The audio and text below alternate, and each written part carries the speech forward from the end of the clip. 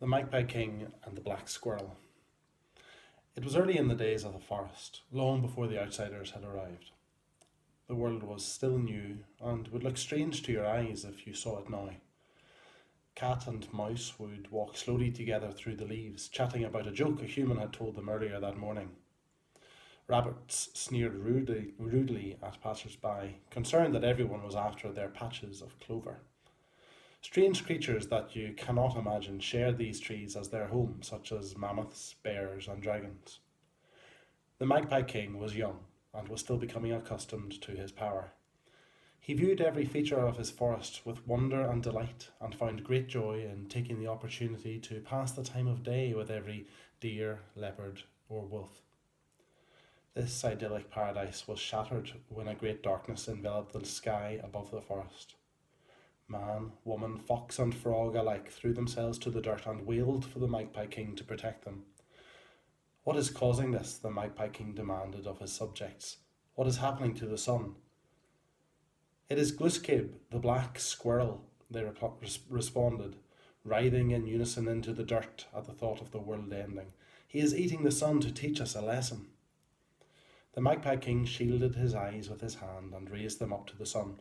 Sure enough, there was Glooskap, balancing high on a fir tree, with the sun in his paws and daylight dripping like syrup from his mouth. I should tell you now that squirrels back then were not like squirrels are now. For a start, there was only one of them, Glooskap, and he was in a permanent state of anger, for he believed that the other animals were constantly laughing at his bushy tail. Our squirrels in the forest, when they appear, are small and weak and frightened of their own shadows. Not so was Glooskap in the dawn of the world. He was huge, taller than 3 stags perched atop one another, and incredibly strong. The Magpie King was still learning about his own abilities, but even then he knew he was no match for Glooskap, at least physically. Unlike the fiery red coats of the squirrels of our forest, Glooskap's coat was a wiry black, black as the anger that gnawed at his soul. "Raise yourselves, gentle creatures," the Magpie King bade the mourning animals. "I shall seek an audience with our friend Squirrel and see if he cannot be appeased." So the Magpie King set off to meet with Glooskap, the Black Squirrel. It was a journey that itself is worth many stories. Glooskap had made his home deep in the forest at the top of the tallest tree. It took many years for the Magpie King to find and reach his quarry. In that time he learnt how to sing, found and then lost a dear friend, and forgot how to smile. The dark figure who finally reached the top of that fir tree was an uncanny shade of the man he had been when his journey had begun. "Glooskap," the Magpie King bellowed, a cloak of black and white feathers that had been gifted to him by the great magpie during the previous winter, flowing behind him in the strong wind. "Put down the sun and speak to me." Glooskap still had the sun in his grasp, but that once fiery orb had diminished greatly in size, and its juices stained the squirrel's maw. The black squirrel turned to the Magpie King to regard him with its red eyes, and the creature simply opened its jaw to scream at the man who had dared to disturb him. "Mine! Sun belongs to Glooskap. Animals not laugh at Glooskap anymore. Too busy screaming." The Magpie King's lip curled, and he took a leap closer to his target. He nodded in agreement with the squirrel. "Yes, O great squirrel, you have truly shown us the error of our ways. Won't you come down to the forest with me, so that all creatures can beg you forgiveness?" The beast snarled again at the Magpie King, and turned back to the sun to sink his teeth into it once more. The sun did its best to pull away from its attacker, straining to lift itself back onto its celestial path, but the muscles in the squirrel's forearms bulged, and the sun was held firm. An almighty rumbling drew the Magpie King's attention to its source, and as his eyes fell upon Glooskap's distended belly, a plan formed in his mind. "O great Glooskap," he began humbly, "it pains me you have dedicated yourself so passionately to our deserved education that you have neglected your own needs. We all know that feasting only on the sun for the past year and 5 days will not have satisfied your hunger. A sun is composed of warmth and light, and not much else, hardly a fitting meal for one of your stature. Please, Allow me to seek out more adequate food for one such as yourself, while you continue to chastise the rest of the forest." The black squirrel turned to snarl again at the Magpie King, and returned to gnaw on his son. But the creature's belly rumbled, and its red eyes darted to regard the Magpie King, and as they did so, a flicker of hope rippled through them. A smile threatened to break on the Magpie King's lips at that moment, but he forced it into hiding and disappeared back down the fir tree. The Magpie King's journey to locate food for Glooscap would take more time than we have now to recount. Safe to say, it was a perilous one, taking him to the depths of the forest he had never ventured into before. He lost the ring finger of his left hand to an army of red ants. He found a wooden earring he would treasure forever, and he awoke a new enemy that would eventually be his bloodline's doom.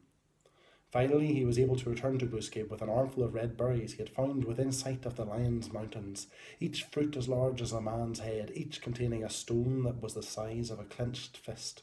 "Here, good Glooscap, I have brought nourishment to fuel your great endeavours." On sight of the red bounty, the black squirrel leapt from its perch, dragging the mutilated son with him. He slavered over the gifts from the Magpie King, sucking on the red flesh of the berries and crunching into the stones until all were gone and his belly gave a soft rumble of contentment. The squirrel lay there for a moment in front of the Magpie King, one hand still clutching the dying star to his breast and the other cradling his satisfied gut. With a trembling hand, the Magpie King reached forth and patted Glooscap on the head. As he did so, the squirrel gave a whimper of contentment, shuddered, and then visibly reduced in size. The Magpie King smiled as this happened, and at that moment the sun made another pull away from its captor's claws, but to no avail. The squirrel remained the size of a large horse, and anger still fueled its powerful claws. "You are much stronger now," the Magpie King complimented Glooscap. "Yet I feel I have not been equal to the task I have set myself. Forgive me, almighty Black Squirrel. I shall away to find more to sustain you with." With that, the Magpie King leapt from the top of the fir. Once again, the details of his journey could entertain a mind for a lifetime. He stepped on a snake and had his face spat in. He met an owl and fell painfully in love. He was watched the whole time by a single mouse, but failed to pay it any attention. Finally, the Magpie King returned with a single branch of blue flowers. Each flower was closed tight, as the petals were holding jealously to the rich nectar that was within. At the sight of the food, the black squirrel leapt down again, taking care to pull the sun with him, and gorged himself on the Magpie King's find. He burst through the cocoon of leaves to the amber liquid contained within, and the Magpie King could clearly hear the splash of the nectar hitting the walls of the squirrel's gut. Once again the squirrel curled up in contentment, and once again the Magpie King gave Glooscap a pat on the head. Anger draining out of him, the black squirrel diminished once more, down to the size of a wolf.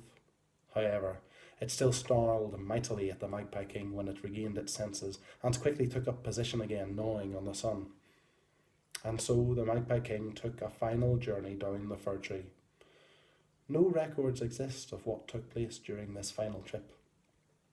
All that is known is that the journey took exactly 3 months and a day, and that when the Magpie King returned to the top of the tree once more, his hair was shaved off, and he wept openly. "Here, great Glooscap," the Magpie King offered, bringing forth a tiny golden egg for the squirrel.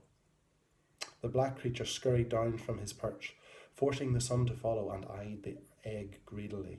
With great reluctance, the Magpie King passed it to the beast, who cracked it open and gorged on the purple contents within. The Magpie King could not bear to watch this sight, but closed his eyes and reached out to pat Glooscap one last time on the head. When the Magpie King opened his eyes, the squirrel was finally diminished to the size we know him today. Indeed, so drained of anger and strength was Glooscap that he could no longer hold on to the sun, and it returned to the sky. In time, the sun regained its health and brought heat and light to the forest once more. The black squirrel withdrew to the high branches of his tree and propagated more of his kind. The Magpie King had drained the squirrel of the rage that had allowed him to pluck the sun from the sky, but those flames come from a fire that can never be extinguished.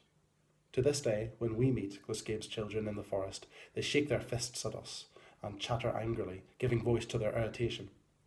Dimly they recall their original greatness, and until they fade from the forest, they will blame people for taking it from them.